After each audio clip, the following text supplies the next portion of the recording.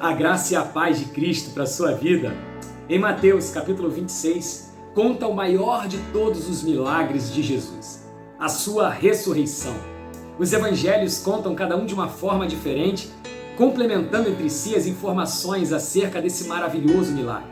O apóstolo Paulo, ele chega a dizer que se Jesus não ressuscitou dos mortos, é vã a nossa fé, dando ênfase assim na importância da sua ressurreição. Isso porque Deus estabeleceu um princípio fundamental para a humanidade, de que o salário do pecado é a morte. O ser humano morre devido ao pecado. O pecado entrou no mundo, o pecado fez a natureza se degradar, e inclusive nós, o nosso corpo, por isso nós morremos. Mas Jesus, ele nunca pecou. Ele jamais cometeu algum pecado. Ele era o único verdadeiramente justo, mas mesmo assim, ele foi levado à cruz e morreu. Houve aí então uma quebra do princípio de Deus, porque ele não deveria morrer.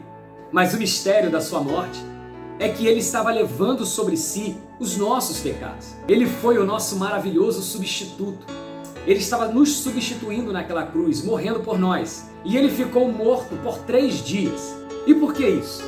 Alguns são os motivos. E o primeiro deles é que para aquela cultura daquela época, onde não se havia a menor tecnologia de medicina, eles acreditavam que até o 3º dia, alguém que estava ali supostamente morto poderia acordar. Mas ali no 3º dia já era impossível disso acontecer. Além disso, o número 3 para o judeu era o número da confirmação. Quando se queria confirmar algo enfaticamente, falava-se 3 vezes. Assim, 3 dias morto num túmulo era a confirmação total e cabal de que aquela pessoa estava morta. Ao ressuscitar no 3º dia, Jesus estava confirmando quem ele disse que ele era, o Salvador, Deus encarnado e o único com poder para nos dar a vida eterna. Há um ditado popular que diz: há jeito para tudo, só não há jeito para a morte. Jesus desfez esse ditado, tornou-o errado, porque Jesus deu jeito para a morte. Aqueles que creem em Jesus têm a vida eterna. O apóstolo Paulo disse que o último inimigo a ser vencido é a morte. Isso porque enquanto nós estivermos nesse mundo de pecados, nós morreremos fisicamente. Mas quando Jesus voltar, a Bíblia nos diz lá em 1 Coríntios 15 que os mortos ressuscitarão primeiro.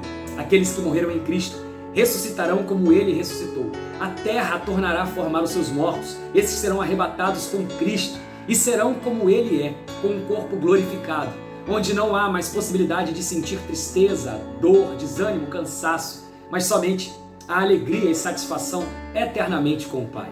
Por isso, a vitória sobre a morte, a ressurreição de Cristo, é o maior de todos os milagres que Ele fez. Onde está, ó morte, a tua vitória? Onde está, ó morte, o teu aguilhão? O aguilhão da morte é o pecado, e a força do pecado é a lei. Mas graças a Deus, que nos deu a vitória, por intermédio do nosso Senhor e Salvador, Jesus Cristo. Que Deus te abençoe com essa maravilhosa palavra. Em nome de Jesus. Amém.